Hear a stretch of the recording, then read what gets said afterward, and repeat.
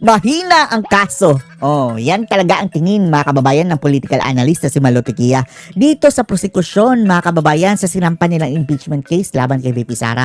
Dahil kung malakas talaga ang kaso nila mga kababayan laban kay VP Inday, itatayo na mga kababayan ang kaso nang hindi sila nagpapatawag ng hostile witness. Yung kanilang ebidensya sapat na. Ano bang purpose nila sa hostile witness mga kababayan? Nagbabaka sakali sila na mayroon silang mahita ng mga impormasyon na hindi pa nila alam mga kababayan. Yan ang indikasyon na talagang wala pang ebidensya ang prosekusyon. Nagpi-fishing expedition pa sila mga kababayan na hopefully, madulas mga kababayan ang dila ng mga hostile witness nila. Panoorin niyo po. Alam mo, Admar, ang nakakatawa, nung nagkaroon ng hearing sa House, sinabi nila matibay ang kanilang impeachment charges. Talaga daw matibay Ay kinuha pa ang transcript ng public order. No? So, pinuo nila yung naratibo nila dun sa second filing. Sabi nila matibay ang aming evidence. Ako lamang ay nagtataka bakit ang kinukuha nilang mga witnesses ay yung ano ang tawag dun sa witness ng kalaban? Hostile. ang ano pa dito mga kababayan, mas exciting pa dito, kung si Madriaga na ang napatawag talaga. Talagang disgrace. Style. Oh, yan. Total Bakit disgrace. hostile ang inuuna nila? Kung matibay ang kanilang preba at evidence base, hindi ka kukuha ng hostile. Kukuha ka ayon dun sa kanilang ebidensya. Lumalabas, napakahina ng impeachment charges. At least dun sa Article 4 na ginawa nilang una at itong Article 1 na CIF. Napakahina. Kasi lahat hostile witnesses. Ngayon, yung kanilang kinumpida na 3 sundalo, hindi nila in-explain kung sino yan 3 yan. Ang aking pakiwari ay ang mga handlers ng operation ni Colonel Lachica. Ang nakakatawa, yung isa And what na is funny, na general, ay hindi nila alam na retirido at hindi nila alam ang address. Hindi So ano sila? Tapos ang sabi nila matibay na ang kanilang evidensyas. Ang tanging matibay sa kanila mga kababayan ang kanilang maleta. Witnesses? So babalik ulit tayo doon. Kung matibay ang kaso ninyo sa impeachment, hindi ka kukuha ng hostile witness to prove the points you allege Correct. in the impeachment charge. Umaasa lang kasi sila mga kababayan na magkamali yan lang ang purpose sila na kumuha ng hostile witness. Baka sakaling mayroon kaming mapiga. Walang napiga mga kababayan, kaya ang ginagawa nila, sinisiraan nila gamit ang kanilang mga mga kababayan, mga senatong na Marcos. Sinisiraan nila na akala ba namin matalino ka? Akala namin matalino. Bobo parang tanga-tangahan ganyan mga kababayan ng mga ungas. Tapos idioto gumagamit sila mga kababayan na ng kanilang mga senatong na mga gunggong din para atakihin na ang kanilang witness na hostile. Yes, yun. Kukunin ko. Si Madriaga, di ba witness ninyo? Bakit hindi pa pinesent? Di ba? Yung lahat na present sa house, kukunin ko. Ngayon kukuha ka ng karamihan hostile witnesses at nakakadalwa na tayo.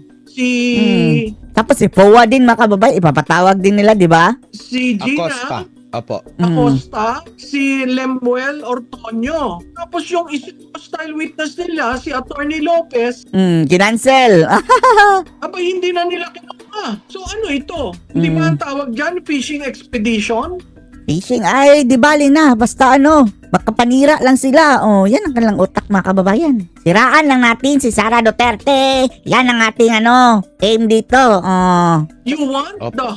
You want to prove your cases via the hostile witnesses? Why? Opo. Dahil mahina ang kanilang kaso.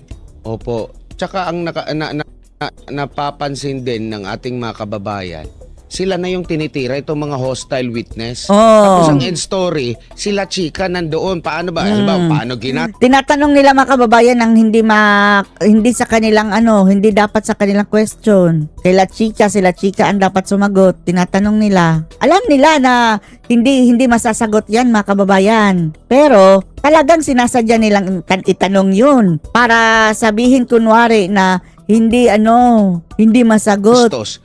Sabi nila na hindi po ako, wala po akong alam doon kasi sila chika yung nagagastos ng confidential. Sinasabi lang na confidential yung nature nito, hindi basta-basta. Ang kanilang trabaho lang mga kababayan, yung disbursing officer, humingi ng report at saka mga resibo mga kababayan. Yan lang, which is nabigay naman. Etong si Rapi Tulfo, stupid ka ba? Na halata na masyadong mayroon na yung mga andilim dyan, mga belat, mga pusa. Tapos, inapprove nyo pa rin. Mga ungas. Security na pag-usapan, tayo nilang ipaharap yung mismong taong yon na yun ang sinasabi ngang nag-implement ng pera at sinabi naman nila. Tapos nag-challenge siya sila, chika ha? Ipatawag nyo ako. Go ahead. Call me. As a witness, ha? Ayaw ipatawag. Ng dalawang hostile witness na siya po yung pinagkatiwalaan ng pera. Nag-disburse si Acosta, alam ni Ortonio, alam din ng pangalawang pangulo, nandun kay La Chica. Kung ang tanong is, ginamit ba ito? Bakit ganito, ganyan? Pero ang panay na sinisiraan ngayon, ito pong dalawang kawawang mga hostile witness na meron na yatang konklusyon yung ilan sa mga senator judge. Oo nga! Sabi pa ni Tulfo, di ba ang dapat mag-take offense dito at taong bayan dahil sila ang arkabyado sa paglulustay ninyo?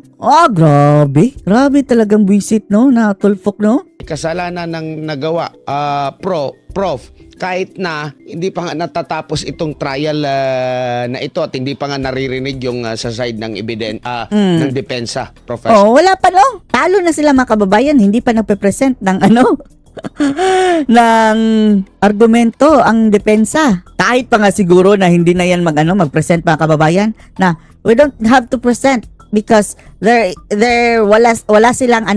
wala silang na-prove ang prosecution. Ayan. Tama yan. Tama yan. Pasasalansan mo ng mga kung ano-ano batikos na palabas tanong ng mga senator judges. Makikita mo na hindi nila fully understood kung ano ang setup sa OBP or talagang ayaw nilang intindihin. Alam mo, ang isang all of the above. prinsipyo All of the above. na alam ng lahat ng politiko at lahat tungkulan sa gobyerno ay yung prinsipyo ng need to know. Hindi mo lahat sinasabi kung ano lang yung tungkulin, yun lang ang gagawin mo. Kay Miss Gina Acosta, tarado doon. Ang sabi niya, disbursement, naglalabas ng pera. Tapos, anong pinapalabas ng mga ungas mga kababayan? Na si La Chica na daw ang nag-disburse ng pera.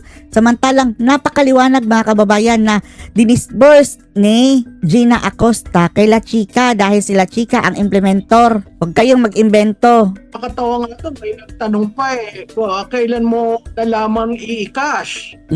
Tapos, ang pa mga kababayan, ang bag, bakit mo nalamang 4 na bag ang iyong dadalhin? Napaka-nonsense Tapos paulit-ulit nilang sinasabi mga kababayan na nag-withdraw nila ang 125 million na hindi naman in the first place, hindi yan dinispute. Talagang i-withdraw yan. Aanin mo pala mga kababayan kung mayroon kang pondo. Patutulugin mo sa bangko. Palibasa mga kababayan, yan yung sila. Yung mga ungas na yan. Minsan, patutulugin nila sa bangko mga kababayan. O di ba kaya doon sa mga investment na mayroong interest. Isasauli nila later on mga kababayan. Hindi na namin ito nagamit. Pero doon pala nilagay sa may interest. Ang interest ang sa kanila. Kung hundreds of million yan mga kababayan, billion or billion ang amount. or hundreds of million, interest pa lang, paldo ka na. Ang sabi niya, kung hindi ko ika-cash, paano ko maibibigay? So si Gina Acosta is a perfect response to senator judges who are stupid. Oh. Okay? Dahil simple lang ang katungkulan niya. Pero tinatanong siya ng tinatanong ng mga bagay-bagay na wala sa katungkulan niya. Ganun Correct. Ang tanong sa kanya, mga kababayan, mga stupid din. din si Asek Lemuel Ortonio. Oo, Deputy Chief of Staff siya. Pero hindi Pero bakit tatanungin siya tungkol sa mga kababayan, implementation na wala naman siyang doon, participation? ibig sabihin, kung Deputy Chief of Staff ka, alam mo lahat, di ba? So yung prinsipyo ng need to know o compartmentalized decision making, alam yan ng lahat na pumasok sa politika o nagtrabaho sa gobyerno. Kasi sa decision making process, iilan lang talaga ang nag-i-input sa decision maker. May kanya-kanya tayong role. Pag you go beyond that, you are going beyond your pay grade.